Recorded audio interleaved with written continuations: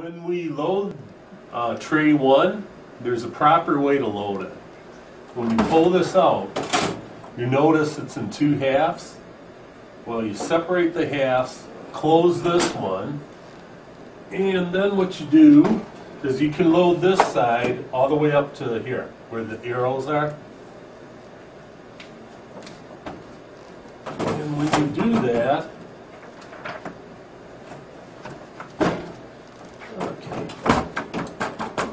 now, when you close it, you're going to hear it's going to move that paper over. Now it's going to raise it up. Now at this point you can open it again. You notice all your paper's over here now. You separate the halves again. And then what you can do is reload this side up to here. And there's a reason for that. What happens if you load both this right side over here, what will happen, these little gates right here that go in and out, sometimes paper is jagged and these gates don't go in and out like they should. And if they don't, it triggers a message that says reset tray 1. And you have to do exactly what I just did. And if you do that, if you only load this side, you won't have that problem. My name's Doug Groth. I'm from Rico, and I'm going to show you the features on your new 6001 copier. Now, when you walk up to this machine, you're going to see the screen right here. What you're going to have to do is log in with your ID. Everybody should have their own code for that. So you're just going to put it in through this keyboard. Then you're going to hit this OK button. Then you're going to get to the copy screen. At this point, you're going to see up here, these are all your paper trays, 8.5 by 11, 8.5 by 14. Now on this third row, this key right here is for making a two-sided copy. This key here is, it will make a two-sided copy out of 2 individual copies. And now these 2 keys over here on the right, these are paper savings. This one will take 2 copies, reduce them 50%, and put them side by side on the same sheet of paper. This key will do the same except with 4 and put 1 in each corner. Now on your bottom row here, you have your sort and your stack key. Sort is what you probably use all the time. That's when you make sets. Stack, what that is, that's like, let's say you have 2 individual copies. You need 500 sheets of each. You'd select 500 through this keyboard, press stack, and what that'll do is run 500 sheets of the first copy, offset, and run 500 sheets of the second copy. Now over here, these are your staple features. This being the most common. That would be a staple in the upper left-hand corner of the copy. This one here is actually, if you make a booklet, it's called a saddle stitch.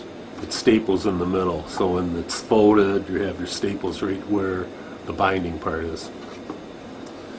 Now over here, these are like book staples. This will put 2 staples on a sheet of paper. Now your machine also has a 3-hole punch, which is over here. This being the most common, that will put 3 holes on the left side of the paper. This one here will change the orientation if you feed it landscaped. Now if you decide for some reason you need 2-hole punch, what you'd have to do is go into finishing, and at that point you see you have an option right here for a 2-hole punch. Just select it, say OK. Now the machine knows it's a 2-hole punch. And that's just about it on the copier side. Everything else is identical to your other machine. So let's move right into scanning.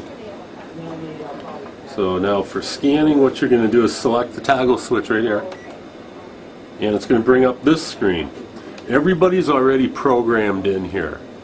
To send a scan, for instance, let's use this one right here. You'd select where it's going. The name's going to show up automatically in the screen. You're going to load the document face up right here and just hit this key. It'll go to the person's email. Now, if for some reason it's a two-sided copy, what you're going to do is go here where it says one-sided original, select this and highlight where it says two-sided. Say OK, and now what it'll do, it'll read both sides of the copy automatically for you. Now, if you have a copy that's going to more than one location, all you have to do is highlight them, like so. I could highlight them all on this whole screen. It's going to go now to 12 email addresses, so you only have to feed it in one time. And when you do send your scan, there's two ways to tell if that scan is gone. What's going to happen is where this memory, it says 100% right now, when you send a scan, it'll probably drop to 99, 98, then it goes back up to 100. That means the scan went. Or you can just go to scan file status, and it's going to tell you right here. This was the last scan I sent. It's completed, so you know it's at their PC as we speak. And that is it for scanning. Alright, now if it says it's jammed in R10, what you're going to do is slide this unit out, and it'll probably be sitting right on this tray right here. And you will notice anything in blue you can touch. Like, it's either spring loaded or it's magnetic. Fairly simple to remove the jam. Now, if you have to change your staples in this machine, again what you do is pull out R10, and down here where it says S1, this is your staple cartridge. You simply flip it out like this. It comes out and it looks like this. But when you change this, you don't throw this whole piece away. You simply throw away the cardboard piece with the arrow. These are all your staples in here right now. When it's empty, it's going to allow you to push here and it's going to open about that far. You're going to take that cardboard core out, put the new one in with the arrow facing the front. You're going to click it down, and then there's a strap in the back you're going to rip off. Don't rip that strap off till it's in this cartridge. Otherwise all your staples are going to be on the floor. And I don't think you want that. When you're done, you simply put this in like so, and it clicks right in place.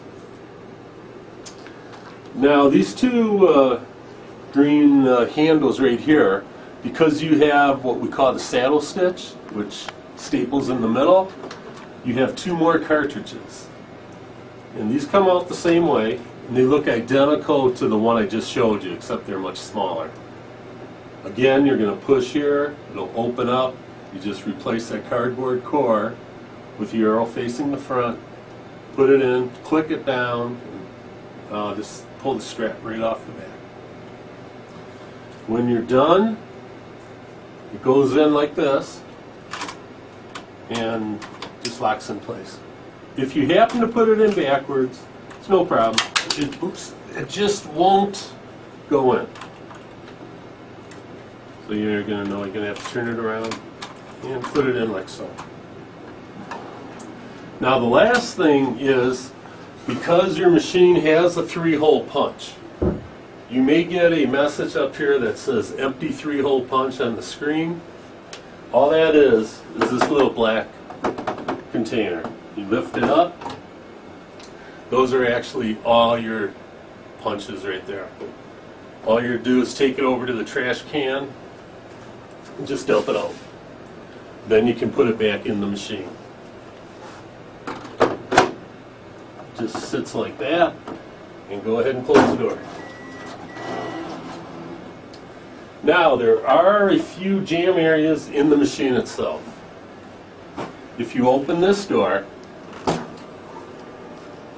and they're all listed on the door too. For instance, if it says like E2, you pull this down, and this whole thing slides out.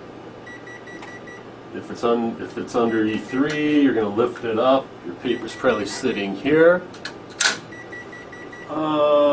If it's F, this kind of pushes and drops down. Your paper probably would fall right out as soon as you do that.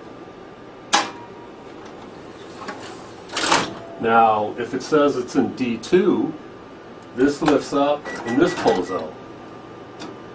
Now this unit is the fuser, so it is a little warm, so be careful in this area. But what you're going to do, if it says D3 or D4, these things lift up like so. And you have this little wheel right here. If the paper's stuck in the fuser, this wheel will actually force it out of the machine, so you don't burn yourself touching the roller. When you're done, simply flip these down like that, and it locks in there like so. Now, if it says it's C1, what you're going to want to do is drop this, and your paper is going to be sitting on this transport. And you have a couple wheels here to help you if the paper's stuck. These would force the paper out again so it comes out in one piece. Now when you're done, make sure you lock C1 back up. If you don't, the door is not going to close anyways. So, now last is your toner. This is your toner cartridge right here. This opens up like so. And all you do is lift this green tab up, and your whole this whole bottle comes right out. Now when you get the new one, it's going to have a little black cap up here. What I suggest is while the cap's on, shake this thing up pretty good because it just settles during shipment. Take the cap off, put this in here, and all you just twist it a little bit, you hear it click. Don't turn this all the way around, because if you do, you're going to break up the mechanism in here and it won't work properly. Just close it, and the door just closes like so. And basically that's your machine. Thank you for your attention.